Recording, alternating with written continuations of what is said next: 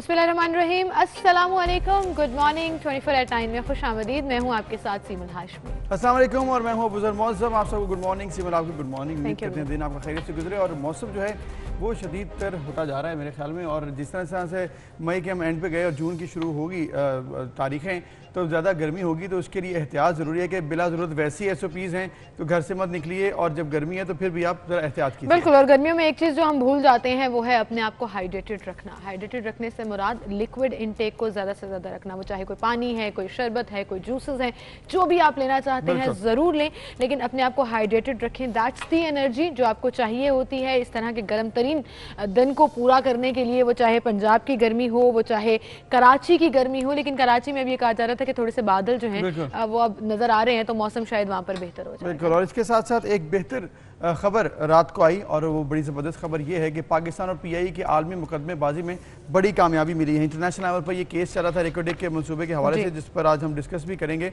और हम देखेंगे कि क्या मामलात ऐसे हुए, कहाँ पर हमसे गलती हुई। लेकिन अब चूँकि कोर्ट ने फैसला दे दिया है, पाकिस्तान के जो एसेट्स थे PIA के एसेट्स जिनको वहाँ पर मुंजमद किया गया था UK में और दीगर ममालिक में, उनको अब रिलीज़ कर दिया गया। British version island high court ने रेकोडेक केस में पाकिस्तान इंटरनेशनल एयरलाइन यानी कि PIA और पाकिस्तान के हक में एक बड़ा फैसला सुनाया। बिल्कुल। और इस फैसले से बहुत बड़ी एक तो सबसे पहला अहम काम ये होगा कि तमाम जो एसेट्स हैं पाकिस्तान के वो हवाले कर दिए जाएंगे, और इसके साथ साथ उन एसेट्स में रोजवेल्ट होटल और स्क्राइब होटल शामिल है। इसके साथ साथ मुकदमे के तमाम अखराजात जो हैं वो भी हारने वाली कंपनी TCC को बर्दाश्त करना पड़ेंगे। इसके बैकग्राउंड पर भी थोड़ी सी नज़र डालेंगे, और अब इसका इम्पैक्ट जो है वो ओवरऑल क्या रहेगा।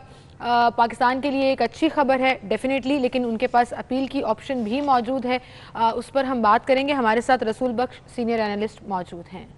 रसूल बख्श साहब, बहुत शुक्रिया, आपने वक्त दिया। और जिस तरह से हम बात कर रहे हैं रेकोडेक मनसूबे के हवाले से, गुज़िश्ता रात ये खबर आई और एक्सपेक्टेड था ये कि इस तरह से हक में पाकिस्तान के फैसला आ जाएगा, क्योंकि पहले तो एक दफ़ा जो है फ़ाइन भी हुआ पाकिस्तान को, और पाकिस्तान ने इसको अभी स्टे लिया हुआ था इस तमाम मामले पर। आप कैसे देखते हैं इस फैसले को और इससे पहले होने वाली गलतियों को?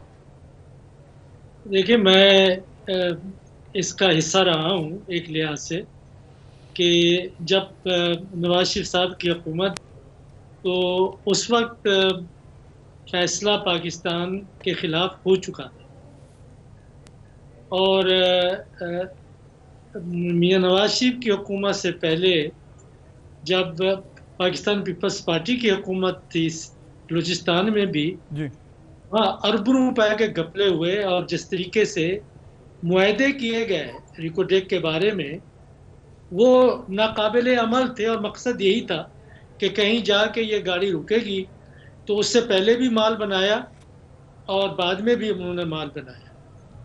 तो मुझे उसमें शामिल किया गया था कि आप एक रिपोर्ट तैयार करें कि यहाँ से ये भागे क्यों है, ये कंपनी जो ऑस्ट्रेलिया की कंपनी है। ये ऑस्ट्रेलिया की कंपनी बाद में आती है, मैं पहले आपको बता दूं घपला क्या हुआ है। ये मुआहदा जो बलूचिस्तान की हुकूमत ने चिली की कंपनी से किया था। अब चिली की कंपनी का मुआहदा ऑस्ट्रेलिया की कंपनी को कैसे मुंतकिल हो सकता है? यहाँ पे सुप्रीम कोर्ट ने भी नुक्ता उठाया, ये अंदर अंदर करके कि बजाय इसके कि उस कंपनी को पकड़ते कि आप अपने मुआहदे के मुताबिक चलें, वो तमाम जिम्मेदारियां, तमाम मुआहदा मुंतकिल कर दिया गया ऑस्ट्रेलिया की कंपनी। बिल्कुल। और उसमें आपको हैरान कुन बात मैं बताऊं, आवाम को पता नहीं है, अगर आपके वक्त है, कि करना यह था उन्होंने कि रेकोडेक से पानी लाना था। कहाँ से लाना था? पानी तो वहाँ मौजूद ही नहीं है।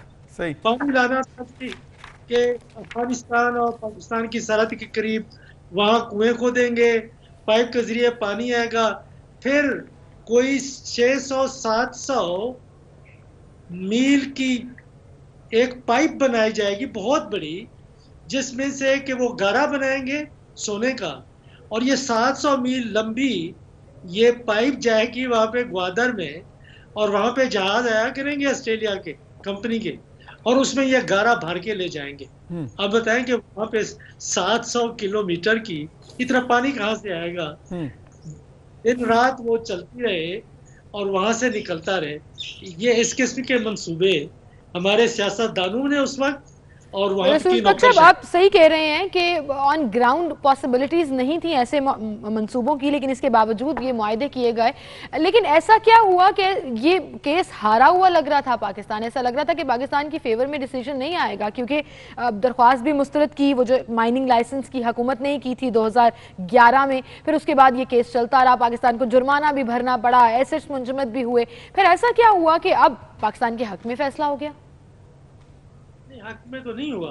देखिए, वो जुर्माना जो है वो तो स्टैंड करता है, और हमारी हुकूमत अपील में गई हुई है, जो international court of dispute resolution है, ये सारे वर्ल्ड बैंक का हिस्सा है कि इनसे आप निकल नहीं सकते। और वहाँ पे भी एक ख़ास किस्म के लोग बैठे हुए हैं जो इस किस्म के केसेस ले आते हैं और बिलियंस ऑफ डॉलर्स बनाते हैं। वो वहाँ पे है, हमने अपील है, और अपील 21 में अगले साल वो सुनी जाएगी। वो अपनी अपील के खिलाफ, अपने फैसले के खिलाफ कैसे जाते हैं, या आखिरकार पाकिस्तान को इस कंपनी के साथ कोई बातचीत करनी होगी और ये कम कराने पड़ेंगे पैसे। उनके टोटल जो अखराजात आए हैं, जो मुझे जो अर्जेंटाइन के वकला थे जो पाकिस्तान के वकीलों से कोलैबोरेट कर रहे थे, जिन्होंने मुझे सिक्योरिटी एक्सपर्ट के तौर पे बुलाया, मैंने रिपोर्ट भी लिखी और वो अदालत में मैं पेश भी हुआ, वहाँ पे प्रेजेंटेशन भी दी मैंने अदालत को। जब ये फैसला हो रहा था, फैसला तब वो हो रहा था 19 में कि पाकिस्तान के ऊपर जुर्माना कितना लगना चाहिए। केस तो पहले नवाज शरीफ की हुकूमत में हम हार चुके थे, तो यह है कि वो एक मसला है, वो वहाँ से जान नहीं छूटी। लेकिन पहले इसी कोर्ट का फैसला आया था कि पाकिस्तान के जहाँ जहाँ असासे हैं, जहाँ जहाँ उनका हाथ पड़ता है, उनको चुरा लिया जाए, उनको अटैच कर लिया जाए, और उनके लिए रिसीवर भी उन्होंने मुकम्मल कर लिया था कि जो पाकिस्तान के जो 2 होटल हैं, रोजवेल होटल जो एक तारीखी इमारत है और पाकिस्तान का बहुत बड़ा एसेट है न्यूयॉर्क में, वो मुंजमद हुआ, लेकिन अब उसको रिलीफ मिल गया। आपके मुताबिक ये टेम्परेरी रिलीफ है, इस मामले का अभी हल नहीं निकला है और हल निकालने के लिए अभी मजीद पाकिस्तान को भी कोशिशें करना पड़ेंगी। बड़ी ज़बरदस्त बात की और बड़ा अच्छा एनालिसिस किया आपने इसके ऊपर। लेकिन अगर हम टेम्परेरी रिलीफ की बात करें, अगर सियासी मंजरनामे में रसूल बख्श सईद साहब, तो क्या जो पंजाब हुकूमत है उसको रिलीफ आपको लगता है मजीद मिल जाएगा, या जो सिचुएशन इस वक्त डेवलप हो रही है, जो मरीम नवाज साहिबा के बयान थे कि पीडीएम से जो इशाया हुआ उसका कोई ताल्लुक नहीं है, जो शहबाज शरीफ साहब ने होस्ट किया था, फिर चौधरी निसार साहब जो आज हल्फ उठाने जा रहे हैं, इसके बाद कुछ चेंजेस एक्सपेक्ट कर रहे हैं आप, या फिर कोई रिलीफ नहीं मिलने वाला?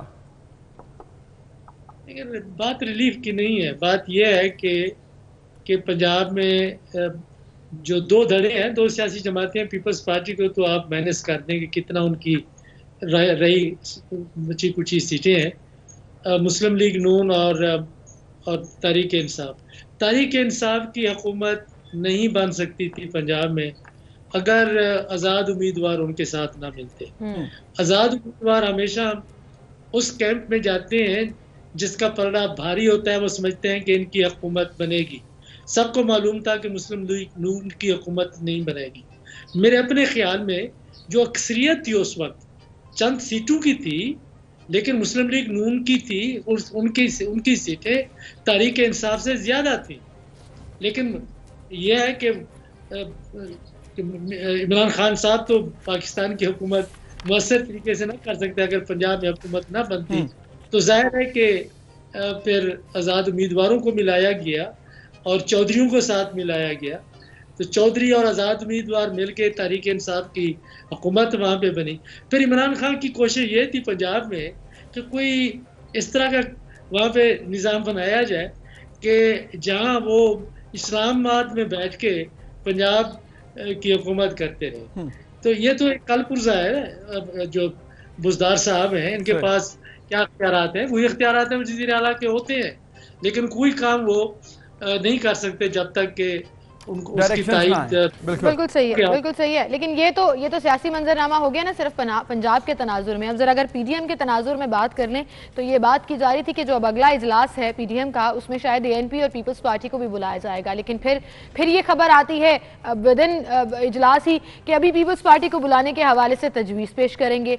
अब जबकि कुछ मुस्लिम लीग नून के रहनुमा जो है वो खासे नाराज़ नजर आते हैं, जिनमें सरफहरिस्त शाहिद खाकान अब्बासी भी हैं कि अगर पीपल्स पार्टी आई तो मैं पीडीएम का जो मेरे पास है सेक्रेटरी का, मैं वो छोड़ दूंगा और फिर नया सेक्रेटरी ढूंढ लें। असूलों पर जो है वो हम सियासत करते हैं, असूलों के खिलाफ नहीं जाएंगे।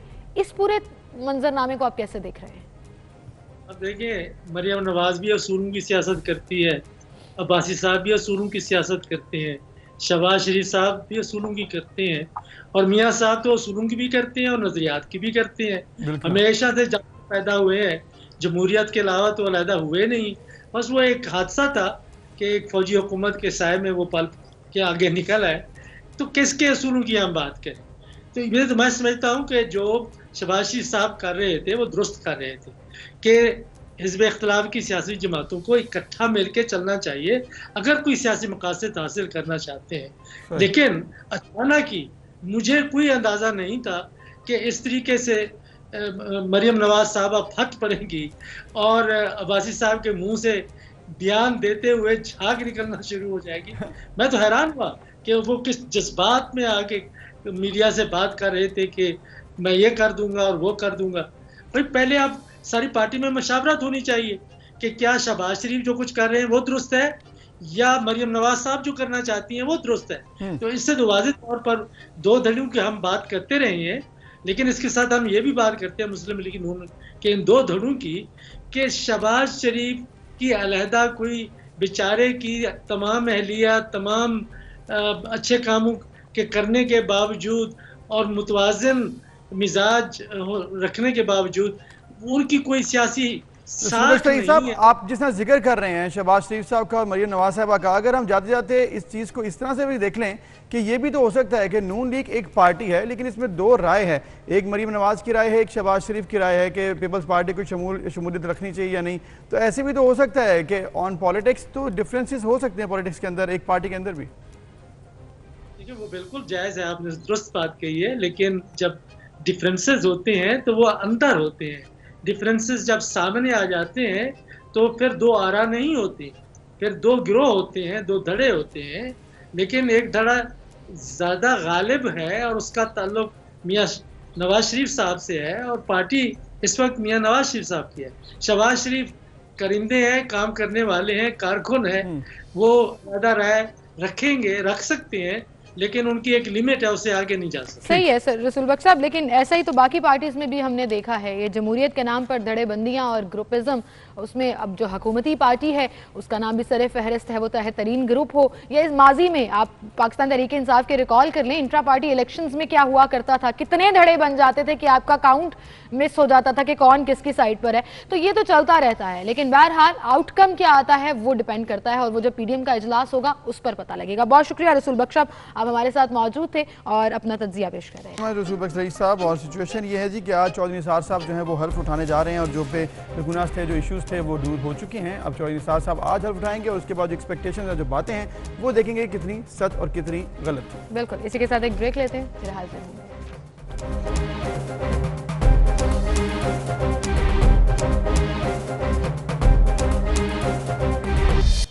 वेलकम बैक, एक बार फिर से आपको खुशामदीद कहेंगे। नाज़रीन, एक इंटरेस्टिंग वीडियो कल सोशल मीडिया पर वायरल हुई और वो वीडियो थी सऊदी अरब की, जहां पर एक कमसिन बच्ची तेंदुए को सैर करवाते हुए देखी जा सकती है। मतलब उसने गाड़ी का दरवाज़ा खोला और एक छोटा सा लेपर्ड जो है वो गाड़ी से बाहर निकला एंड उसके साथ वो वॉक कर रही थी, लेकिन हुकाम जो है वो फ़ौरन हरकत में आ गए। बिल्कुल, और हरकत में वो इसलिए आए क्योंकि एक तो बच्ची है, ऊपर से ये जो छोटा सा बच्चा है लेपर्ड जिसे तेंदुआ कहते हैं वो भी साथ था। अब ये ऑब्वियसली बड़ा मुश्किल से होता है, वाइल्ड लाइफ का महकमा भी इसमें इन्वॉल्व हो जाता है। लेकिन अक्सर हमने देखा है कि सऊदीया में लोगों को बड़ा शौक होता है घरों पर इस तरह से ना शेर पालने का या डिफरेंट इकसाम के इस तरह के जानवर, और उसको फिर वो बड़ा फ्लॉन्ट भी करते हैं वीडियोस में आगे सोशल मीडिया पे। अब ये इसलिए इंटरेस्टिंग हो गई क्योंकि ये बच्ची थी छोटी सी, पहले गाड़ी से खुद उतरी है, फिर उसने बड़ा जोर लगाया, पहले उसने बड़ा जोर लगाया गाड़ी से उसको उतारने के लिए, और जब वो उतारी है तो फिर आगे से माशाल्लाह एक तेंदुआ निकला है। तो वो उसको तेंदुआ खींच रहा है उस बच्ची को, वो बच्ची उसको खींचने के बजाय। बहरहाल सऊदी हुकाम ने वाक़े का नोटिस लिया है और ये कहा है कि जंगली हयात की हिफाजती कवानीन की खिलाफ वर्जी है और इस पर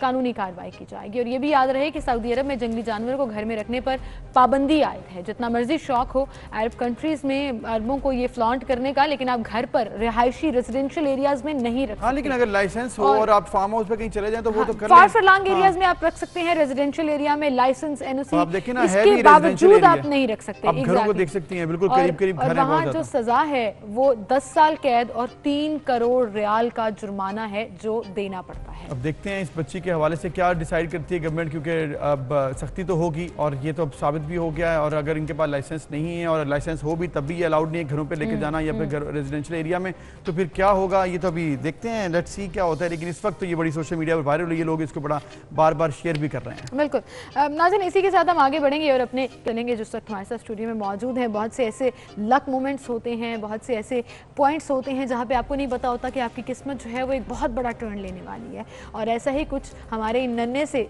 प्यारे से गेस्ट के साथ हुआ जो कि अब नेशनल चैंपियन है। लेकिन अगर उनकी स्टोरी के ऊपर नज़र डालें तो टेनिस कोर्ट में बॉल उठा कर देने वाले ये असद जमान है जिन्होंने अंडर 14 कैटेगरी में खेला और नेशनल चैंपियन जी, तो नेशनल चैंपियन बन चुके हैं जी असद जमान, बड़ी ज़बरदस्त कोशिश के बाद। और पहले ये जब टेनिस की गेम हो रही होती थी तो वहाँ पर बॉल पिकर की जो होती है ड्यूटी वो करते थे। लेकिन देखते देखते जब इन्होंने सीखा और इनके कोच जिन्होंने इनको देखा कि बड़ा ज़बरदस्त ये खेल रहे हैं, उन्होंने रशीद मलिक साहब कोच हैं इनके, उन्होंने इनको देखा और उसके बाद फिर उन्होंने इसको सपोर्ट भी किया और उसके बाद माशाल्लाह अब ये नेशनल चैंपियन है। तो ये बड़ी ज़बरदस्त काविश है, कोशिश है और यही कहा जाता है कि अगर आप मुस्तकिल मिजाजी से कोई मेहनत तो अल्लाह ताला आपको कामयाब ज़रूर करता है। असद जमान से आपकी हम मुलाकात कराते हैं। असद जमान अस्सलाम वालेकुम, बहुत शुक्रिया और बहुत मुबारक हो जी आपको। सबसे पहले क्या हाल है असद आपकी? ठीक है, नेशनल चैंपियन बन गए आप टेनिस में। शौक था आपको बचपन से टेनिस खेलने का? जी, चैंपियन तो मैं नहीं बना, मेरी अम्मी चैंपियन, उनकी दुआओं से चैंपियन बना हूँ इसी वजह से।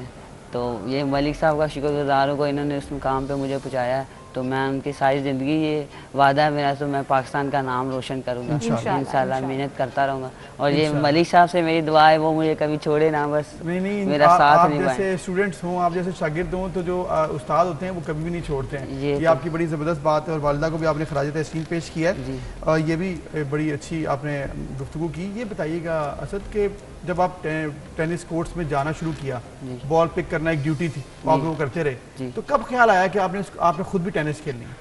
जी, ये तो मैं सुबह 5 बजे जाता था तो बॉल पिकिंग करता था 5 बजे से लेके 12 बजे तक। उसके बाद वो फ़हीम भाई हैं उधर के रेफरी, वो मुझे घंटा 2 घंटे खिला देते थे। फिर सारा दिन मैं कोर्ट पे गुजार देता। फिर 3 बजे मलिक साहब आते थे, उनके साथ मैंने गपशप लगा ली। फिर उनकी मैं कॉपी करता था, पीछे खड़ा होकर देखता था वो कैसे मारते हैं। तो अभी वो मुझे कहते हैं आप मेरे वाला स्टाइल रखते हो, तो मैं उनकी कॉपी करता था। तो अभी इंशाल्लाह उनकी जगह भी मैं लूँगा इंशाल्लाह। बिल्कुल जी, और नाम रोशन करना है। अच्छा असद ये बताओ कि टेनिस बाहर खड़े होकर देखना और खुद सीखना जी, बाहर खड़े होकर कितना अर्सा आपने बाकायदा ट्रेनिंग ली अंडर 14 में प्ले करने के लिए? देखिए, जब मैं 9 साल का था तो मैं कोचिंग इतनी नहीं करता था, बस कैंप होता था राफोम का कैंप, तो उसमें मुझे वो 3 घंटे खिला देते थे कैंप में। उसमें 5, 6, 7, 8 लड़के होते थे, उसमें हम सब रात के टाइम रोज़े के बाद आते थे तो खेलते थे। तो मलिक साहब भी मुझे कोचिंग कर देते थे, अपने लेसन थे उनके, लेसन जब नहीं आते तो वो मुझे खिला देते, कोचिंग कर देते थे। तो मुझे ज़्यादा खेलने का मज़ा नहीं आता था, ज़्यादा बाहर देख के बैठने का मज़ा आता था कि ये वहाँ हैं, ये कॉपी में कर लेता था। तो मतलब आहिस्ता आहिस्ता आपने सीखा, ट्रेनिंग हुई और उसके बाद आप जो है इस गेम में आगे माशाल्लाह। अच्छा, नेशनल चैंपियन बनने से पहले का सफ़र क्योंकि हम डिस्कस कर रहे हैं आपसे, तो ये भी कई दफ़ा होता है क्योंकि टेनिस की जो इक्विपमेंट है वो भी बड़ी महंगी आती है। जो उसके टेनिस का रैकेट है, इसके अलावा आपको प्रॉपर जो है इक्विपमेंट चाहिए होता है, वो कैसे मैनेज किया या सपोर्ट मिली कहीं से? ये तो मैं जब बोल पाया था तो वो जो खेलते थे प्लेयर्स, तो उनके मैं रैकेट पकड़ के खेलना शुरू हो जाता था। तो वो मुझे खुद ही खिलाते थे, आ जाओ बेटा आपकी अच्छी गेम है, मैं हमारे साथ खेल लो। तो मैं उनके रैकेट पकड़ के फिर आहिस्ता आहिस्ता मलिक साहब ने अपने मुझे अंडर लाए तो उन्होंने मुझे रैकेट गिफ्ट किया।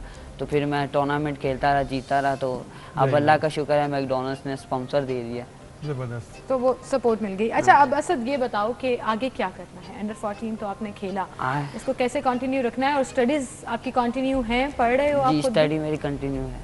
ठीक है, जबरदस्त, बड़ा जरूरी है। कौन सी क्लास में हो? मैं 7th में हो। आगे क्या करना है बाद में? आगे मेरी यही ख्वाहिश है कि मैं नेशनल लेवल पे खेलूं, रोजर फेडरर, नोवाक जो कोच के साथ। वाह वाह, बड़े बड़े आइडियल्स हैं। और उससे पहले ये है कि आपने चूंकि बहुत बड़े लेवल पे जाना है तो उसके लिए मुस्तकिल मिजाजी बड़ी ज़रूरी है। नेशनल चैंपियन बनने से पहले आपने कहा कि मैंने बड़े टूर्नामेंट्स खेले थे, तो जो मुकाबले टफ होते थे, कभी हार भी होती होगी, उसका भी मुकाबला करना पड़ता था, तो फिर कैसे इसको मैनेज करते थे? क्योंकि छोटी उम्र है, उसमें आप बड़ी जल्दी जो है ना वो दिल बर्दाश्त भी हो जाते हैं कि जी पता नहीं मैं खेल सकूंगा या नहीं। जी, पहले तो मैं घर जाके रोता था, मैं कहता था हार गया। मामा पापा कहते थे बंदा हार हार के जीता है, एकदम से नहीं जीता। तो मैं ये सोचता था, तो मेरे शूज़ भी नहीं होते थे, मामा शूज़ कोठी वाले से लाती थी, तो वो कहती थी आप खेलो, एंजॉय करो। तो मैं फिर हार हार के एक दफ़ा मैं जीता, तो फिर मैं शुक्र अल्लाह का जीता ही रहा।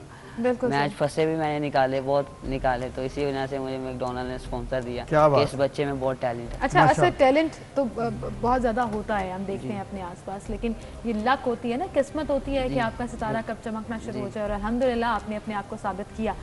मुझे ये बताओ, कभी लगा था आपको कि मैं अब ये ड्यूटी करता हूँ जहाँ पे मैं बिल्कुल कुछ नहीं हूँ, कोई मुझे नहीं जानता, मैं सिर्फ बॉल पिक करके पकड़ा देता हूँ, ये लोग चले जाते हैं जी, घर, और मैं कभी कोर्ट के अंदर खेल रहा हूँगा? मैंने तो ये कभी नहीं सोचा था कि इस मुकाम पे मैं पहुंचूंगा, पर अल्लाह का शुक्र है पहुंच गया, तो इंशाल्लाह इसको आगे भी कंटिन्यू करूंगा। माशाल्लाह। और आपके चेहरे पर जो खुशी है ना, वो इस बात को बता भी रही है कि किस कदर आपके लिए ये जो ड्रीम कम ट्रू है।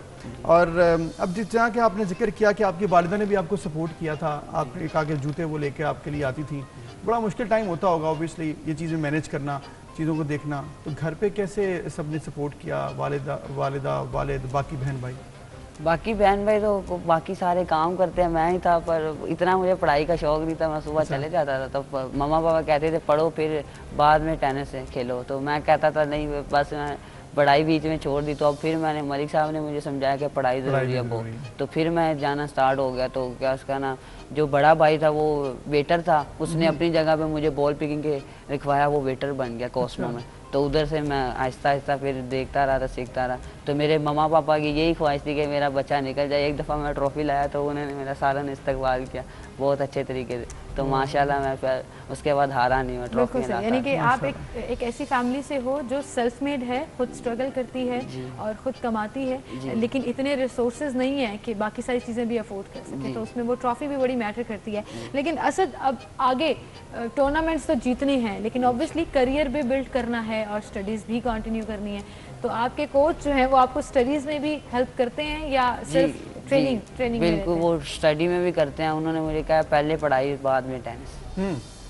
अच्छा, मतलब पढ़ाई साथ साथ रखेंगे, और ये चीज़ ज़रूरी भी है क्योंकि आपने जब इंशाल्लाह इंटरनेशनल लेवल पे जाना है, रॉजर फेडरर का आपने जिक्र किया है, तो जब उस इंशाल्लाह अल्लाह ताला आपको मौका दे कि आप उस मौके पर जाएं, उस मकाम पे जाएं, तो उसके लिए फिर पढ़ाई का भी साथ होना बड़ा ज़रूरी होता है कई बार।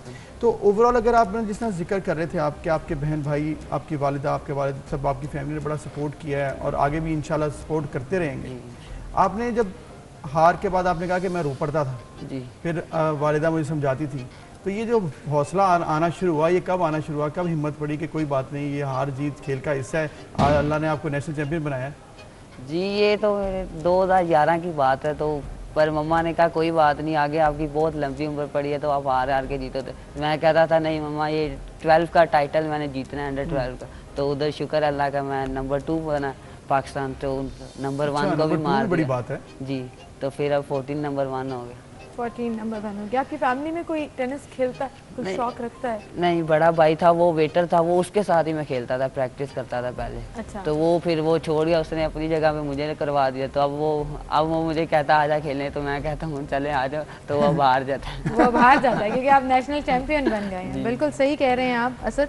जो लोग सोचते हैं कि वो ज़िंदगी में कुछ नहीं कर पाते, और ख़ास तौर पर एक ऐसी फैमिली से ताल्लुक़ रखते हों जिनके कोई कहीं पर कोई नाम उस तरह से नहीं है, कोई रिसोर्सेज उस तरह से नहीं है, जैसे खुलकर हम बात करते हैं ना कि पैसा नहीं है, सिफारिश नहीं है, कुछ भी नहीं है, ऐसी फैमिली से उभर कर सामने आना, ज़ीरो से हीरो बनना बड़ी बात है। तो ये आपके चेहरे पर जब व्हेनेवर यू से दिस ना, आपके चेहरे पर एक चमक सी आ जाती है। तो आप लोगों को क्या मैसेज देना चाहोगे, क्या बताना चाहोगे कि कुछ भी पॉसिबल है?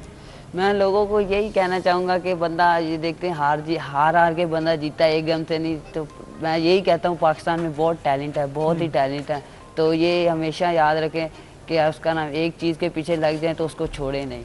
ये बंदे को 100 ठोकरें आती हैं, वो खानी पड़ती हैं। बिल्कुल बिल्कुल बिल्कुल तो सही बात की असद आपने, ये तो मुश्किल टाइम गुजारना पड़ता है। अच्छा, आप ये बताएं कि जिस तरह से आपने जिक्र किया है कि आप आगे बढ़ रहे थे तो फिर आपको सपोर्ट भी मिली, अब आइंदा भी सपोर्ट मिलेगी, जो ओवरऑल फैसिलिटीज़ देखते हैं आप पाकिस्तान में, जब तक स्पॉन्सर कोई ना हो, आपको लगता है कि जिस तरह से असामुल्लाह भी पाकिस्तान का बड़ा नाम है, उन्होंने भी बड़ा काम किया पाकिस्तान की टेनिस के लिए, इस तरह से मजीद नाम क्यों नहीं आ पा रहे हैं? आपने तो बड़ी कोशिश की, अल्लाह ताला ने आपकी मदद भी की, लेकिन ओवरऑल स्ट्रक्चर में कोई कमी देख रहे हैं आप, क्योंकि अब तो आप नेशनल लेवल पर खेल रहे हैं?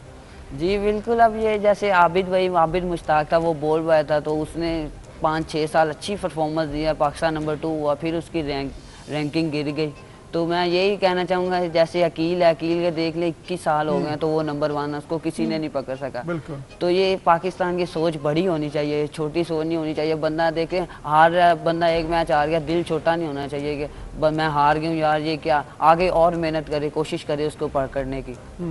और जो ट्रेनिंग है, जो इक्विपमेंट है, जो सपोर्ट है, वो जी ट्रेनिंग कम से कम एक दिन में हमें 5 घंटे ज़रूर ट्रेनिंग करनी चाहिए। ट्रेनिंग बहुत ज़रूरी, फिटनेस के लिए बहुत ज़रूरी है। टेनिस इतनी बंदा ना खेले, ज़्यादा ये टांगों की गेम है और टैलेंट की गेम है, कि दिमाग की गेम है, तो ज़्यादा बंदा अपनी फिजिकल पे फोकस करे। बिल्कुल सही। अच्छा, नॉर्मली ऐसे हम ये देखते हैं बच्चे क्रिकेट की तरफ ज़्यादा जाते हैं, तो बड़ा कम होता है कि टेनिस की तरफ जाते हैं, फिर टैलेंट बाहर आता है। कितने घंटे की प्रैक्टिस होती है? और जो लोग देखने का शौक रखते हैं इसको, क्या आपको लगता है कि वो खेल सकते हैं और उन्हें आना चाहिए टेनिस में आगे?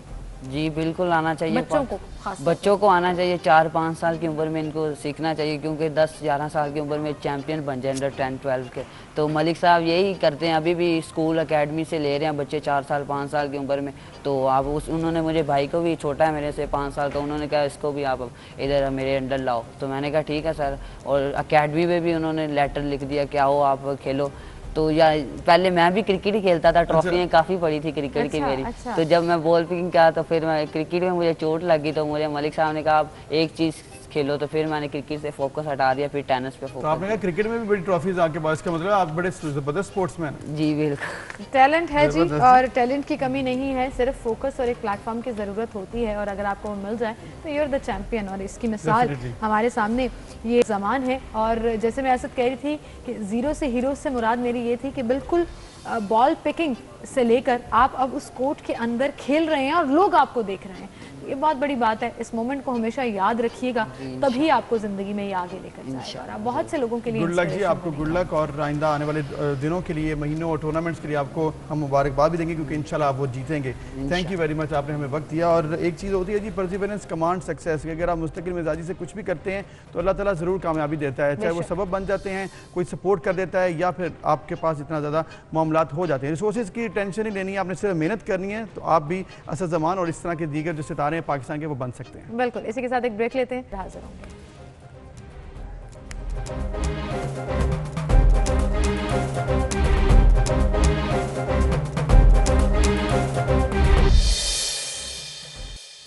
वेलकम बैक नाज़रीन, हम बात करेंगे पाकिस्तान की हुकूमत आइंदा महीने में इंशाल्लाह ताला बड़ा ज़बरदस्त बजट लेके आएगी। लेकिन मैंने इंशाल्लाह इसलिए कहा है क्योंकि उम्मीदें हमारे पाकिस्तान की आवाम की बहुत ज़्यादा हो जाती है, अल्लाह ताला से बिल्कुल बहुत ज़्यादा हो जाती है, इसलिए तो मैंने इंशाल्लाह कहा है। और इसके बाद होता क्या है, एक्चुअली होता यह है कि फिर बजट में आपकी उम्मीदें जो है वो नहीं पूरी होती हैं। उसकी बड़ी वजह यह है कि बहुत सी कॉम्प्लिकेशन है पाकिस्तान की इकॉनमी में, जिसमें IMF का एक बहुत बड़ा किरदार है। IMF जो है वो लिमिटेशंस लगाता है, और IMF की वजह से जो शराइत आती हैं उसकी वजह से पाकिस्तान की गवर्नमेंट को कभी भी जो है उस तरह से बजट पेश नहीं कर सकती जैसे कि एक्सपेक्टेड होता है। बिल्कुल, अपनी सिचुएशन को स्टेबलाइज करने के लिए हमें IMF के पास जाना पड़ता है। इट्स नॉट लाइक कि वो हमारे ऊपर मुसल्लत है, और हम चूंकि IMF प्रोग्राम का हिस्सा हैं, एग्जैक्टली, तो हमें उनकी वो शराइत को या तो फॉलो करना पड़ता है या उनके साथ कुछ अग्रीमेंट करना पड़ता है। अब गवर्नमेंट ये अनाउंस कर रही है, जो सबसे बड़ा प्रॉब्लम हो रहा है कि गवर्नमेंट ने कहा कि अब मजीद टैक्सेस नहीं लगाएंगे, और कोशिश ये की जाएगी कि सैलरीज में इजाफा हो और एक अच्छा बजट पेश किया जाएगा। जाहिर है उनका सेकंड लास्ट बजट है, अगर पूरे गवर्नमेंट टेन्योर का जिक्र करें तो उनकी कोशिश होगी कि आवाम को रिलीफ दिया जाए, लेकिन IMF ऐसा नहीं चाहता, और IMF के प्रोग्राम के तहत हमें उसको फॉलो करने के लिए कुछ ना कुछ शराइत तो देखनी पड़ेंगी। अब IMF ने जो कहा है कि 6000 अरब का टारगेट, ये टैक्स हदफ है जो रखने का कह दिया है, मुख्तलिफ सेक्टर्स की मद में आवाम के ऊपर बोझ डालने का कह दिया है। अब पाकिस्तान ने तो इसको गैर हकीकी करार दे दिया है, लेकिन ऐसा भी नहीं हो सकता कि उसको यकसर मस्तरद कर दिया जाए। तो इसका मतलब इस बजट में भी कोई रिलीफ नहीं मिलेगा। बिल्कुल ऐसे लग रहा है, और लेकिन क्लेम दूसरी जानिब गवर्नमेंट ये कर रही है कि इस दफा कोई मजीद टैक्सेस नहीं लगाए जाएंगे, और जो टैक्सेस जिस तरह से ऑलरेडी लगे हुए हैं उन्हीं को मॉनिटर किया जाएगा, उन्हीं को मैनेज किया जाएगा, और उन्हीं को श्योर किया जाएगा कि ये मिल जाएं।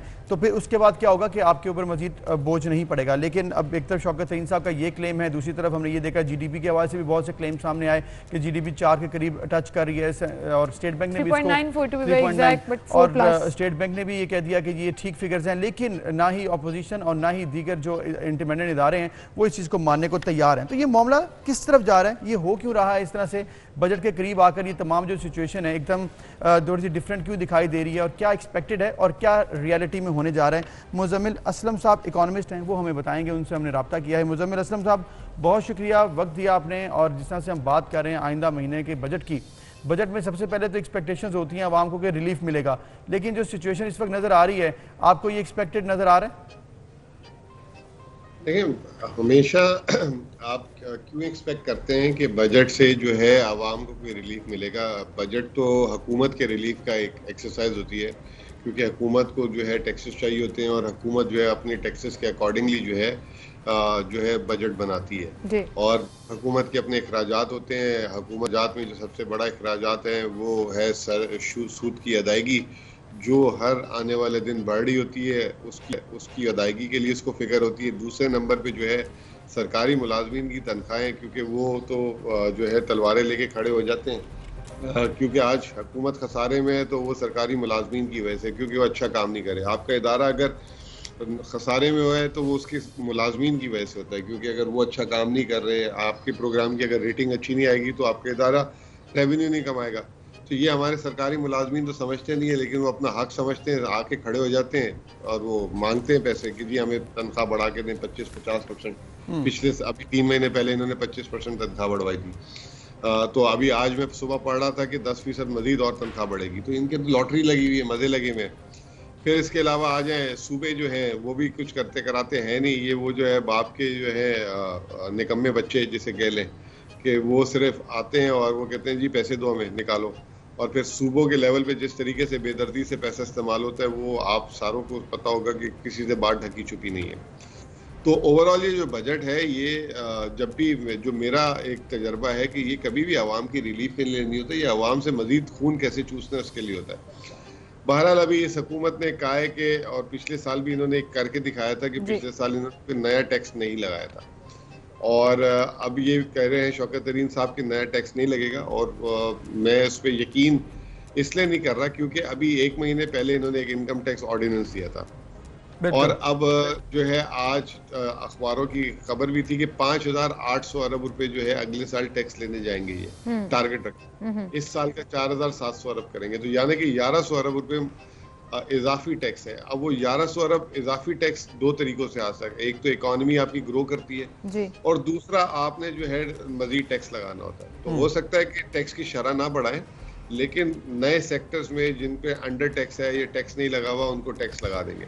मिसाल के तौर पे एक छोटी सी चीज बताता हूँ कि ये कह रहे थे कि इस साल पेंशन जो लेते हैं उन पे भी टैक्स लग जाएगा, पहले उनको टैक्स नहीं लगता था। तो ये ओवरऑल समरी है। आप कभी भी ये ना समझे कि आवाम को रिलीफ मिलता है। आवाम को रिलीफ नहीं मिलता, आपकी बात बिल्कुल ठीक है। वो वर्ड्स इधर उधर करके, फिगर्स इधर उधर करके कहीं ना कहीं से बोझ तो पड़ ही रहा होता है। एंड ऑब्वियसली पाकिस्तान को IMF को भी जस्टिफाई करना होगा। वो तो $6 अरब कह रहे हैं, लेकिन कहीं ना कहीं तो मैनेज करना पड़ेगा उनको भी, और उनकी बात माननी पड़ेगी। टैक्स नेट के ऊपर फोकस क्यों नहीं किया जाता? ऐसी पॉलिसी क्यों नहीं बनाई जाती? क्योंकि इनडायरेक्ट टैक्सेशन की मद में तो बहुत से लोग टैक्स दे रहे हैं, उनको ऑन बोर्ड लाकर गवर्नमेंट इस सिस्टम के ऊपर काम क्यों नहीं कर रही? देखिए, टैक्स नेट पे काम होगा ना जब इनकी तवज्जो जो टैक्स दे रहे हैं उनसे हटेगी, उसी के ऊपर जो है टैक्स बढ़ाते रहते हैं, और जो टैक्स नहीं दे रहे उनको छोड़ा हुआ है, और जो टैक्स नहीं देते वो बड़े बड़े लैंडलॉर्ड्स हैं, ज़राअत वाले हैं। अभी पहले IT वाले इतना कमाते हैं, उनको टैक्स नहीं लगाते। बहुत सारे इंडस्ट्रीज हैं, उनको जो है टैक्स एग्जम्पशन दी हुई है। पावर प्लांट्स से आओ, पावर प्लांट लगाओ, पैसा रिटर्न भी ले लो, टैक्स उनका भी फ्री किया बता। तो हुकूमत हमारी जो है मफाद और जिनकी एक्सेस होती है बड़े लोगों तक, उनके लिए फ़ायदा करती है, बिल्कुल, और उसके अलावा कुछ नहीं करती। मुज़म्मिल साहब, आपकी बात बिल्कुल ठीक है कि जहां पर रिलीफ देना है वहां पर भी दिया नहीं जा रहा। बजट एस्टिमेट 2020-21 मेरे सामने थे। FBI रेवेन्यू जो कि एक्सपेक्टेड था और एक्चुअल था, बहुत बड़ा डिफरेंस है। फिर एक्सपेंडिचर जो है जितने एक्सपेक्ट किए थे उससे ज़्यादा खर्च हो गए, ये भी हमारा एक रूटीन मैटर बन चुका है। इसके अलावा जो दीगर आपने GDP का जिक्र भी किया है, अगर GDP मतलब आपने जिक्र नहीं किया, चाहेंगे जिक्र करना, क्योंकि एक बहुत बड़ा इंपॉर्टेंट फैक्टर इसमें GDP का है। GDP का इसलिए आपने इसमें मेंशन कीजिएगा कि आपने कहा कि 2 तरीके हैं। एक है कि आप टैक्स रेवेन्यू बढ़ा दें, दूसरा ये कि प्रोडक्शन बढ़ जाए। प्रोडक्शन इनडायरेक्टली मींस कि GDP ग्रोथ आपकी किस तरह से जा रही है। तो आप ये बताइएगा, जो इसमें क्लेम है 3.9 का, उसमें हकीकत नज़र आती है आपको? आइंदा आने वाले साल में बेहतरी नज़र आती है आपको, या सिर्फ ये फिगर्स हैं और उसके ऊपर श्योरिटी नहीं है कि ये सही है? देखिए, मुझे ये बात समझ नहीं आती, आप ये सवाल भी कैसे कर सकते हैं कि इसमें हकीकत है कि नहीं है। बगैर हकीकत के ये देखें, बजट तो वो होता है ना कि आपने कह दिया ये मेरा तखमीना है, ये मैंने लेना है, ये तो एक्चुअल नंबर है। तो ये किस तरीके से, मुझे ये बात समझ नहीं आती कि एक सियासतदान आके जो है बोल देता है कि जी ये नंबर फंस जाए ये वो, और ना उसके पीछे कोई दलील देता है, ना उसके पीछे कोई डेटा देता है, और पूरे का पूरा मीडिया जो है उसको ऐसे जैसे कि वो ऊपर से वलीउल्लाह आया है और उसने जो है वही उसको मिली है कि ये इसमें फंस जाए। भाई अगर किसी को कोई शक है तो वो उसको पहले प्रूफ तो करे किसी चीज से। जी। आपके सामने सारे डाटा हैं, आपके सामने सारी क्रॉप्स हैं, सारी इंडस्ट्री के डाटा जो है इंडस्ट्री खुद देती है। इसके अलावा जो है स्टेट बैंक से जो है आपको एक्सपोर्ट का नंबर मिलता है, बिजली आपकी जितनी प्रोड्यूस होती है वो आपके मीटरिंग सिस्टम है वो बताते हैं। कल ही पता चला है कि 6.5% जो है बिजली इजाफी बनी है। अगर 6.5% बिजली इजाफी बनी है इस मुल्क में तो वो कारखानों में इस्तेमाल हुई होगी।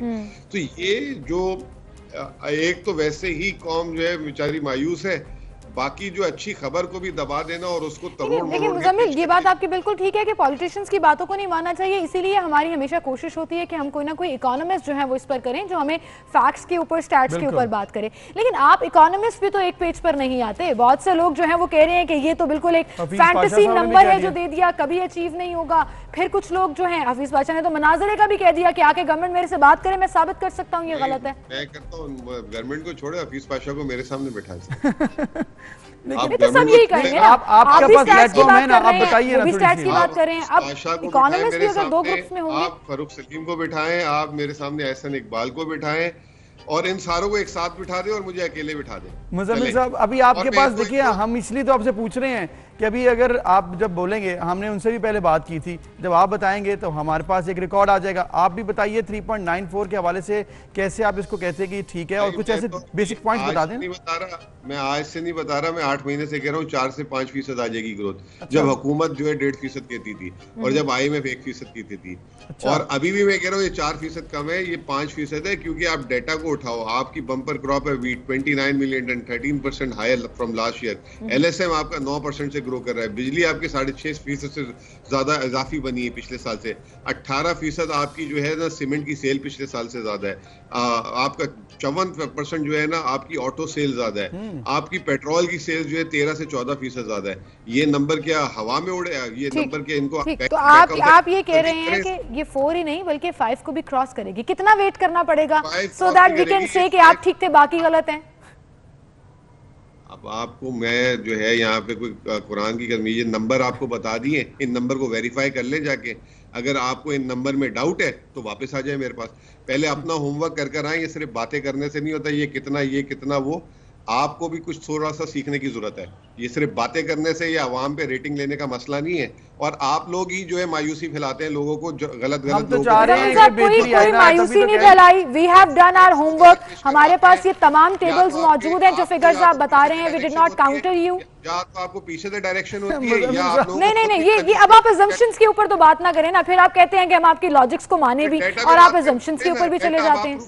मैंने तो आपको 10 चीजें बता दी, अब आप बताएं कि क्यों नेगेटिव है। नहीं, आपकी बात बिल्कुल ठीक है। अच्छा, कल हमारी जब बात हुई फरूख सलीम साहब, करें ना, काउंटर आर्ग्यू करें ना। फरूख सलीम साहब से आप अपना नंबर दें, मैंने तो 10 नंबर आपके सामने फेंके। कौन सा नंबर दे सर? हम आपसे ही तो पूछ रहे हैं। आप इकोनॉमिस्ट हैं। That's not our place to do that ना। आप हमसे क्यों लड़ाई कर रहे हैं? That's not our place to justify. इसलिए लड़ाई कर रहा हूं कि आप लोग आते हैं, उसने कह दिया, उसकी भाई बात को, उसके डेटा को, उसकी दलील को चेक करें, वेरीफाई करें। अच्छा, और अगर मैं झूठ बोल रहा हूं तो करना गलत बात नहीं है सर। वो भी मीडिया पर आकर बात कर रहे हैं, वो चाहे हफीज पाशा हो, वो चाहे फरूख सलीम हो। इकबाल साहब हैं, सब बोल रहे हैं। इसने सच बोला, इसने गलत बोला है। आप लोग उसके टिकट चला के हफीज शेख ने सवाल उठा दिया, उसने सवाल उठा दिया। भाई उनकी क्या औकात है सवाल उठाने की जब उनके पास दलील नहीं है पूरी? सही है। अच्छा, ये तो आपकी अपनी पर्सनल अब चीजें सामने आ रही हैं। अगर आपको उनसे पर्सनल कोई प्रॉब्लम है तो वो सामने आ रही है। We are here to report sir. Muzammil साहब, आप लोग जी आपने जिस तरह कहा है कि आपने जो फिगर्स दिए इकोनॉमी के बड़े जबरदस्त आपने हाईलाइट किया कि ये पॉइंट्स हैं, इसको अगर कोई काउंटर चेक कर ले और उसके बाद जवाब दे दे। इकोनॉमिस्ट जो है इसको बेहतर समझते हैं, वो बात बता दें। आप एक काम किया करें, अगर आप लोग को यकीन ना हो तो जो एक उल्टा बोल लो और एक जो पॉजिटिव बोल लो, दोनों को साथ बिठा दिया। बिल्कुल, ये आपने जिस तरह कहा है। अच्छा, कल दोनों एक दूसरे से बहस करेंगे, आपको पता लग जाएगा कि कौन सही बोल रहा है कौन गलत। सर आपसे तो हमने बहस की नहीं, वी वर जस्ट सेइंग कि आप अपने स्टैट्स सामने रखें। पार्टी बन के जबरदस्ती पता नहीं कि जानबूझ के प्रूफ करने की कोशिश करते हो या बोल के बस बोलते जाओ ताकि आवाम को भी ऐसे लगे कि इस मुल्क में कुछ हो नहीं रहा। फरूख सलीम साहब ने कल कहा था, मुजम्मिल साहब अगर आप सुन पा रहे हैं, नहीं, मेरे सामने देखें, मेरे सामने बिठाएं, आई डोंट केयर कि वो क्या बोलते हैं। हम उस कैट फाइट में जाते नहीं है ना, जहाँ पे बहस पे बड़ाई बहस होती है और आवाम को समझ कुछ नहीं आती है। मेरे साथ उनको ले ले, फिर हम दोनों बहस करते रहेंगे, आप भी सुनते रहिए। तो फिर आवाम को समझ कैसे आएगी सर? हम पता क्या चाहते हैं, हम बताएं आपको क्या चाहते हैं। हम चाहते हैं कि आपका पूरा पॉइंट ऑफ व्यू आ जाए, फिर फारूक सलीम साहब या दीगर जो है वो भी आ जाए। फिर जब दोनों पॉइंट ऑफ व्यू आएंगे, लोग खुद कंपैरिजन कर लेंगे। दैट इज बेटर कि हम आपको लड़ाते रहें, उसका फायदा कोई नहीं है। मेरा पॉइंट ऑफ व्यू ना ले, जो मैं आपको कह रहा हूँ कि 4 से 5% ग्रोथ है, ये नंबर है, दैट्स इट। अगर उसके बाद आपको यकीन नहीं है तो उस आदमी को बिठाएं, वरना जो उसी को लिया करें जिसकी आपको समझ आए। मुजम्मिल साहब आपका बहुत शुक्रिया जी, इतना ऑफेंड होने की जरूरत नहीं थी sir. You are an economist, आपने अपने फिगर्स दिए, वी अग्रीड विद दैट कि ये आपके मुताबिक के फिगर्स हैं। आपने कहा कि मनाजरा करा दें और सबको हमने बिठा दें, तो वो हमारा प्लेटफॉर्म नहीं है। हमारा मकसद सिर्फ ये होता है कि हम आवाम तक इंफॉर्मेशन पहुंचाएं, ना हमारा पार्टी बनने का कोई मकसद है, ना ही कुछ कहने का। और जो आप कह रहे हैं, किसी की बहस की जरूरत भी नहीं है। 1-2 महीने रुक जाइए, बजट आ जाए, खुद ही सामने आ जाएगा कि ये 4 तक जाना है या नहीं जाना। रियली होप कि जाए। हम तो देखें प्लेटफॉर्म दिया फारूक सलीम साहब या कोई भी ऐसे जो कि इस फिगर को नहीं मानते हैं, वो और आपको भी इसी तरह से प्लेटफॉर्म दिया। आप बात कर रहे हैं, वो भी बात कर रहे हैं। अगर एक ही दिन में एक ही वक्त में दोनों को बुलाएंगे तो जिस तरह से होता है ना, टॉक शोज होते हैं, उसमें कोई बात सामने नहीं आती है, दोनों लड़ कर टाइम हो जाता है और ब्रेक हो जाती है। तो इसका यही फायदा होता है कि आपने अपने पॉइंट्स दिए, फिगर्स दिए, और कल जब हम उनसे बात करेंगे या पहले भी बात की है, वो अपने पॉइंट्स देंगे, तो फिर डिफरेंस आवाम खुद देख लेगी कि क्या हकीकत है और कहीं पर मफरूज है। तो ये चीज़ है, इसमें इस तरह से ऑफेंड होने की जरूरत नहीं होती है। आपको अगर प्लेटफॉर्म मिले उसको सही तरीके से इस्तेमाल करें। इसी के साथ नाज़रीन एक ब्रेक की तरफ चलते हैं, फिर हाजिर हैं।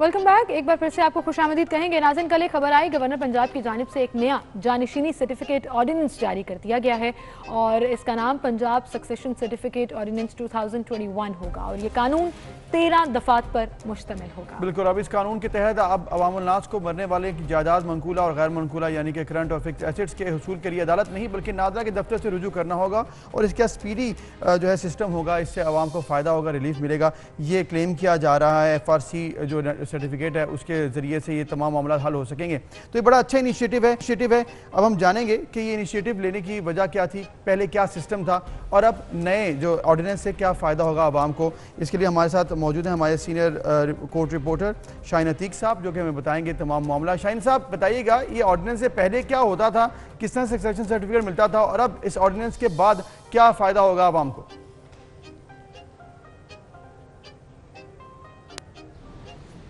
जी, गवर्नर पंजाब की तरफ से जानशीनी ऑर्डिनेंस 2021 जो है वो जारी किया गया है ताकि जो जानशीनी सर्टिफिकेट है जिसे FRC कहते हैं, ये जो है वो दिया जा सके। पहले जो है वो सिविल कोर्ट के अंदर ये काम जारी था, यहाँ पर केस दायर किए जाते थे और जो जानशीनी सर्टिफिकेट होता था वो सिविल अदालतें जो है वो जारी करती थी। यहाँ पर काफ़ी रश जो है हो चुका था, तादाद केसों की बढ़ती जा रही थी। उसके बाद हुकूमत ने ये देखा कि तादाद बढ़ रही है, इसको जो है वो कम करने के लिए, लोगों को रिलीफ देने के लिए उन्होंने ऑर्डिनेंस जो है वो जारी किया है। अब ये तमाम जानशीनी जो सर्टिफिकेट हैं वो अब नादरा के पास जाएंगे और वही अब जो है वो इनको बनाकर देंगे। अब सिविल अदालत जो है वो उसके पास से अख्तियार जो है वो ख़त्म कर दिया गया है। अब जो भी कार्रवाई होगी वो नादरा जो है वो करेगी। ये जो जानशीनी सर्टिफिकेट है ये अमूमन तौर पर बैंकों में जो लोग मरने वाला है उसके पैसे होते थे या उसके और दीगर मामलात वहाँ पर होते थे, उसके वुसा जो है वहाँ से जो हासिल करते थे, इसलिए जानशीनी सर्टिफिकेट जो है वो हासिल किया जाता था। अब ये जानशीनी के लिए जो है वो नादरा के पास बाकायदा काउंटर जो है वो बनाए जाएंगे।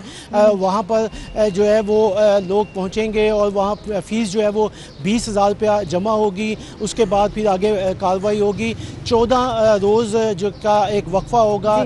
दो अखबारात हैं, अंग्रेज़ी और एक उर्दू, इन दोनों में इश्तहार जो है वो शाया होंगे। 14 दिन तक देखा जाएगा कि कोई इतराज़ तो जमा नहीं होता। उसके बाद फिर जो है वो नादरा ये सर्टिफिकेट जो है वो जारी करेगी। अगर कोई पेचीदगी पैदा होती है तो उस पर जो है वापस जो है वो सिविल कोर्ट से रुजू जो है वो करना पड़ेगा। अब सूरत हाल ये है कि यहाँ अब इसके वहाँ जाने से कोई फ़ायदा हुआ है या नहीं, उस पर जो है वकला जो हैं उनका ये कहना ये है कि ये इससे का कोई फ़ायदा नहीं होगा, क्योंकि जो नादरा के पास जाएंगे, नादरा के पास कोई लॉ ग्रेजुएट शख्स वहाँ पर मौजूद नहीं है जो इस काम को डील करेगा। वहाँ पर आम आदमी को एक काउंटर पर बिठा दिया जाएगा, जो सिर्फ एक वहाँ पर एक दरख्वास्त आएगी कि जी हमारे इतने घर के फ़र्द हैं, मरने वाला जो है वो हमारा वारिस था, उसकी इतनी जायदाद है, वो हमें जो है वो मुंतकिल करने के लिए ये सर्टिफिकेट जो है वो दिया जाए, उसके बाद वो करेगा। लेकिन वकला का कहना है कि अगर यही काम करना है तो वहाँ पर एक जज जो है वो नादरा में बिठा दिया जाए, जो इस तरह की कोई पेचीदगी सामने आए उसके ऊपर जो है वो होना ज़रूरी है। शाहीन अतीक साहब, आपका ये पॉइंट बिल्कुल वैलिड है कि लॉ एक्सपर्ट होना ज़रूरी है ताकि पेचीदगियों को हल किया जा सके, लेकिन जो एक सिस्टम बना दिया गया कि 14 दिनों में सॉर्ट आउट हो जाएगा, अदालत नहीं जाना पड़ेगा, ये एक अच्छा सिस्टम है। इससे आई थिंक बहुत से लोगों को फ़ायदा होगा। और FRC के तहत जायदादें मुंतकिल होने के बजाय सिर्फ ये डिफाइन होगा कि ये फैमिली मेंबर्स इनके हैं, ये फैमिली रजिस्टर्ड सर्टिफिकेट के अंदर वो प्रूवन है, उसके बाद जायदादें मुंतकिल होती रहेंगी। बहुत शुक्रिया शाहीन अतीक साहब, आप हमारे सामने बताया। और इसके साथ साथ इसमें यह भी है कि जो अगर ये मामला नादरा नहीं हल कर पाता और वारिसान को तसल्ली नहीं है तो फिर वो अदालत से रुजू कर सकते हैं। तो मतलब इस एक अदालत का जो दरवाज़ा है वो अभी भी ओपन है। अगर ये मामला सेटल नहीं होते, जितने मामला इजीली सेटल हो जाए ये अच्छी बात है, फिर अदालत का रास्ता तो अच्छा, वकला एतराज इसलिए भी कर रहे होंगे ना कि अब केसेस कम आएंगे, उनके अच्छी पास बात है ना, अदालत प्रेशर में कम पड़ेगा, मामला नहीं जाएगा, लेकिन लोगों को रिलीफ मिलेगा। Anyways we are taking a break, फिर हाजिर होते हैं।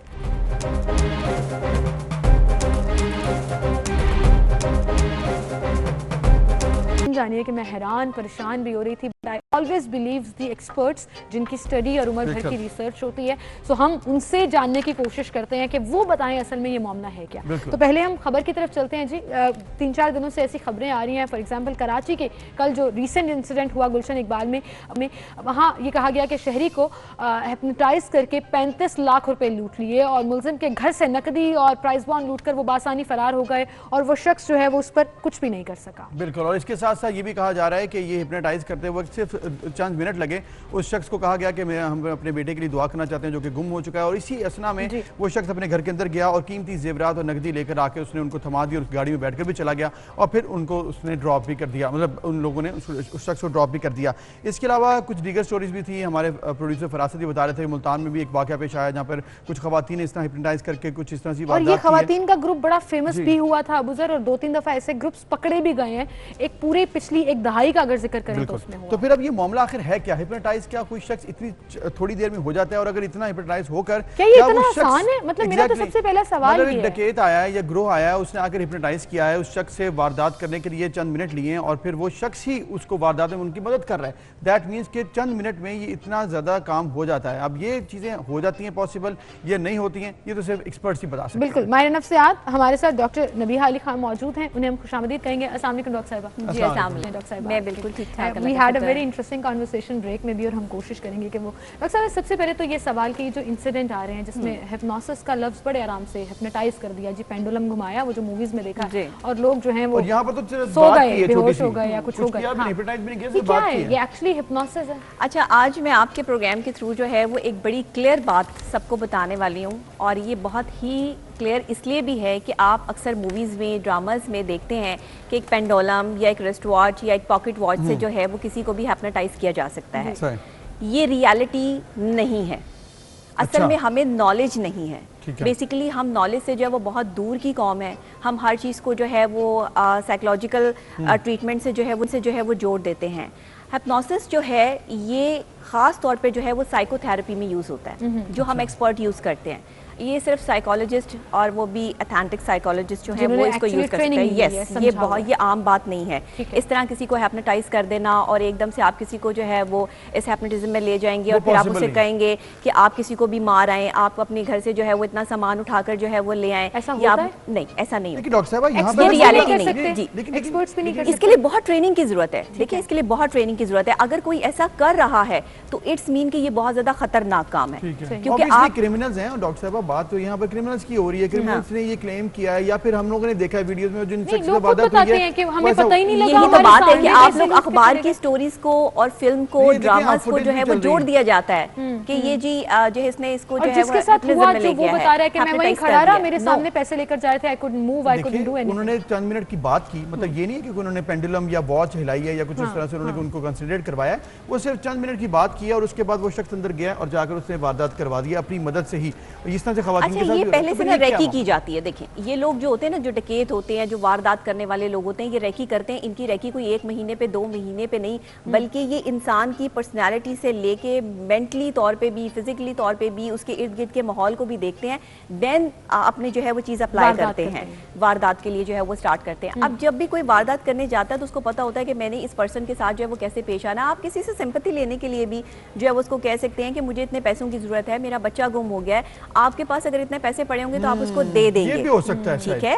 अब आप हर स्टोरी को जो है वो Psychology hypnotize को- कोई hypnotize पॉइंट कर ट्रिगर दें। कर सकता है आपका, हाँ, इसका मतलब ये। लेकिन But ये कैसे? expert कर सकते हैं। हिप्नोसिस के बगैर कैसे? देखिए, अगर हिप्नोसिस नहीं है हिप्नोसिस एक अमल है, एक थेरेपी है, जिसको हम जो है वो मैंने आपको बताया कि साइकोथेरेपी में यूज करते हैं। इसकी बहुत सारी इकसाम है, टाइप्स हैं, जिसमें जो है वो आप गाइडेड हिप्नोसिस भी होता है। ठीक है। गाइडेड हिप्नोसिस जो है वो क्या है कि ये इजी टू अप्लाई है। इसमें आप म्यूजिक थेरेपी को जो है वो अप्लाई करते हैं। बहुत सारी ऐप्स इस पे काम कर रही हैं इस वक्त, जो है वो पाकिस्तान में भी बहुत सी ऐप्स काम कर रही हैं। फिर अगर आप जो है वो साइकोथेरेपी में आ जाते हैं तो ये सिर्फ एक्सपर्ट्स के या साइकोलॉजिस्ट या साइकेट्रिस्ट को कर सकते ठीक हैं, है। अदरवाइज आम बंदा नहीं कर तो सकता। फिर ये क्या है? ये क्या है? जिसमें ये आप कोई एक जोन में चले जाते हैं। अच्छा, ये जो जोन में चले जाते हैं, अभी मैं आपसे हाथ में लाऊंगी कुछ सेकंड के लिए और मैं आपको एक झटका दूंगी और आप जो है सोचेंगी, आप अपने कॉन्शियस माइंड से सबकॉन्शियस में आ जाएंगी। Really? यस, ऐसा भी होता है। Please go ahead. ऐसा भी होता है, लेकिन इसके लिए आप देखिए, Mentally- इसमें आपकी अट्रैक्शन जो है ना, जिस शख्स को आप हिप्नोटाइज कर रहे हैं उसकी अट्रैक्शन बढ़ जाती है। अच्छा। उसका लेवल जो है वो हाई हो जाता है। लोग कहते हैं कि डीप स्लीप में चले जाते हाँ, हैं। हाँ। हम आपको जो है वो बार बार कह रहे हैं कि अब आप सो रहे हैं, अब आप बिल्कुल जो है अच्छा, वो deep ऐसा sleep होता है में हैं। actually, ये movies हाँ, में ऐसा देखा है। होता है, अच्छा। ऐसा होता ठीक है। है। लेकिन इसमें सच्चाई बहुत हद तक नहीं है। ये आप ऐसा नहीं है कि अगर आपके जुमले इधर उधर हो गए तो वो बंदा जो है वो फौरन से उस चीज से निकल सकता वापस है। भी आ सकता है। ठीक है, हाँ। इसमें बड़ी एक्सपर्टीज चाहिए। एक्सपर्टीज तो ये जो चाहिए। आपने लेकिन जिक्र जो आप किया है, ट्रिक का deep- जिक्र कर रही हैं वो हाँ, जैसे ये अभी ट्रिक्स बहुत सारी बताने हैं। का। देखिए, ये फिंगर ट्रिप्स भी है। मैं आपको कहूँ कि आप मेरी ये 2 फिंगर्स हैं और आप इसको जो है वो फॉलो करते रहेंगे। आपने ये जहाँ जहाँ फिंगर्स जा रही हैं आप इसको फॉलो करते रहें। आप थोड़ी देर तक फॉलो करेंगे, आप मैं तो ऑटोमेटिकली अभी भी कर डीप रहा स्लीप था में जाना शुरू हो जाएंगे। और मैं नहीं कर रही थी। यस, डीप स्लीप में जाना शुरू हो जाएंगे। आपको लाइट मूड में आप आ जाएंगे। लेकिन इसका मतलब ये नहीं है कि आप डीप स्लीप में हैं। ठीक है। अच्छा। इसका मतलब ये है कि आपने इस चीज उस को तरफ फॉलो बढ़ गए, किया ठीक है। और आहिस्ता आहिस्ता करके focus आपका उसके जो ऊपर माइंड चला है गया, कि फोकस concentration करना उस पर चला है। गया। It's a focus. आपने जब इसको फोकस किया और फोकस करते करते जो है वो किसी ने भी आपके साथ, मैंने आपको बताया ना कि अभी मैं आपसे हाथ में लाऊं तो आप अपने कॉन्शियस से सब डॉक्टर कॉन्शियस साहब, में आ प्लीज जाएंगे। आप प्लीज आए ना, क्या अगर- ख्याल है? या करें? फिर मैं आप हूँ आपके आए, पास। डॉक्टर- मैं- ये- आप जरूर आ सकते आई वुड हैं, नीड आप योर जरूर आ सकते हैं। Sanitiser for that. Yes. क्योंकि अभी कुछ हमारी जी, जी। रिस्ट्रिक्शंस जी, ऐसी हैं कि हम बिल्कुल, नहीं कर बिल्कुल, सकते। बिल्कुल। ले- तो या अल्लाह, ये मेरा ख्याल है पहले दफा किसी शो मुझे में डरने जो की है जरूरत वो, है? आपको डरने की कोई जरूरत नहीं है। झटका आप- लगेगा मुझे? नहीं, गिर तो नहीं आपको जाएंगे ये इनको, नहीं। मतलब मैं कोई अगर गद्दा आप मैं वगैरह खड़ी रख हो डॉक्टर देंगे। साहब उठा लेंगे। जी, मैं जो है वो इनको अच्छा, इसमें अब हाँ थोड़ा जी। सा एक्सप्लेन कर दें कि इसमें होगा क्या। अच्छा जी, हिप्नोसिस का जो ये अमल है, सबसे पहले मैं आपको ये बता दूं कि ये इनके जो माइंड है, प्रॉपर तरीके से जो इनका माइंड है वो सबकॉन्शियस में चला जाएगा। इनको एकदम से लगेगा और मैं जो इनसे सवाल करूंगी ये नहीं, एकदम मैंने से नहीं उस चीज में करना। चली जाएंगी। चलो मैं ये तो मैंने बिल्कुल मैं नहीं करना। मैं करूं?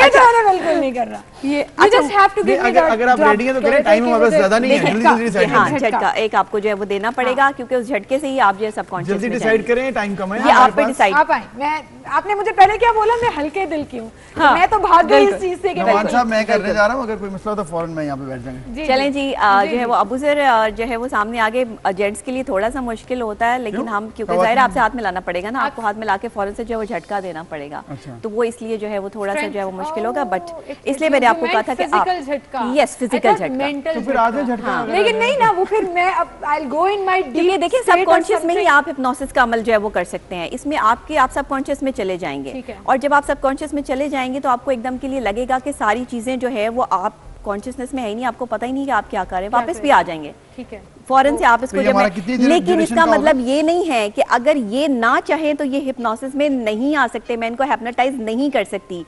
ये इस टाइम जो है वो पूरे के पूरे जो है वो इस चीज को एग्री कर रहे हैं कि ये हिप्नोटाइज होना चाहते मैं हैं। तो पहले से तैयार हूं। देन हो जाऊं। अच्छा, it depends on your willpower as well. Yes. That means मतलब हमारी that- willpower ऐसा नहीं भी- होता। देखिए आपने कहा कि उन्होंने That gave डकैती me की। confidence, एकदम से मुझे कॉन्फिडेंस हुआ कि यस मैं अगर उन्होंने चाहूं कहा कि तो मैं उन्होंने नहीं जा डकैती सकती। की और डकैती करके उसने सारी चीजें लाके जो है उनके आगे तो वो आपकी ऐसा बात- हिप्नोटाइज वो कर डॉक्टर दिया। साहब- रिसर्च है ये ऐसा नहीं कर उसने उसकी सकते। weakness- मैं इनको ये कहूँ कि ये अपनी सीट मुझे दे दें तो ये साइड पर खड़े होकर मुझे अपनी सीट दे देंगे, नो वे, जब तक ये Okay. नहीं चाहेंगे ठीक है। ऐसा नहीं हो बेसिकली सकता। आपकी मेंटल स्ट्रेंथ, ज़हनी कुव्वत होना स्ट्रांग बहुत जरूरी Yes, है, और वो आप खुद अपनी विल पावर में होती है और आपके अंदर ताकत होती है कि रोक सकें आप। और तो आप फिर- डीप स्लीप में नहीं और है। मैं एक चीज थोड़ा सा ये जरूर जी। बता दूं नाजरीन को कि एक चीज डॉक्टर साहब आपने बड़ी आसानी कर दी है और क्लियर कर दी है कि ये कोई ट्रिक इस तरह से नहीं है कि कोई आया और उसने कर दिया। No. It's their research. Yes. अगर आप स्ट्रांग हैं तो हाँ। कोई आपके साथ कुछ नहीं कर सकता। कुछ नहीं कितना कर वक्त ये लगेगा साइंस जी हम प्रूव तक करती है। यस यस उसके लिए ये mental- आपको देखें थोड़ी देर में मैं आपको कहती हूँ कि वो बकर आप आंखें बंद करें। अबू जर, अबू सर आप आंखें बंद करें, आइज़ बंद कर लें। आपने आइज़ बंद कर ली हैं, आप अपने आप को जो है वो फील करें कि आप जो है वो एक पुरसुकून माहौल में है, आपके इर्द गिर्द जो है वो ग्रीनरी है और आप इस ग्रीनरी को जो है वो फील कर रहे हैं। आपने प्रॉपर तरीके से जो है वो देखना है कि आपके साइड पे आइट साइड पे जो है वो ग्रीनरी महसूस हो रही है। It's just uh little bit जो है वो टाइम के लिए मैं आपको जस्ट एक बात बता रही हूँ कि ये क्या है। आपने देखना है कि आपको जो है वो ग्रीनरी नज़र आ रही है। इसमें आपके जो हैंड हैं उनकी एक्सरसाइज या इनको जो है फील होना बहुत ज़रूरी है। अब उधर आप कुछ ग्रीनरी देख सकते हैं, आपको नज़र आ रही है? जी जी। आपको क्या नज़र आ रहा है? पौधे नज़र आ रहे हैं, आपको दरख्त नज़र आ रहा है, या आपको क्या नज़र आ रहा है? एक दरख्त और ग्रीनरी है। एक पौधे दरख्त और नहीं हैं। ग्रीनरी है। अगर मैं आपको इससे बाहर लाना चाहूँ तो आप आ जाएंगे? जी। अच्छा, आप आंखें खोल सकते हैं। टेक क्या ऑन योर हुआ? Seat please. क्या हुआ? अब आप आप बताएंगे अपना क्या हुआ? एक्सपीरियंस बताएं क्या हुआ? हुआ ये है कि मैं बेसिकली उसी में था अभी।